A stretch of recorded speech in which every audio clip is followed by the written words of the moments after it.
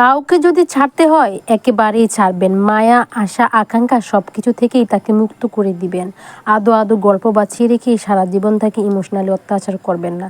জীবন শেষ থেকেও শুরু হয়, কিন্তু সম্পর্কে বেশিরভাগ ক্ষেত্রে শেষ থেকে শুরু করা যায় না। কাউকে একবার দূরে ঠেলে দিলে তাকে পুনরায় নিজের মতো আপন করে নেওয়া যায় না। এটা খুব কঠিন। তবুও কেউ কেউ আমাদেরকে সারা জীবন মানসিক অত্যাচার করে যায়।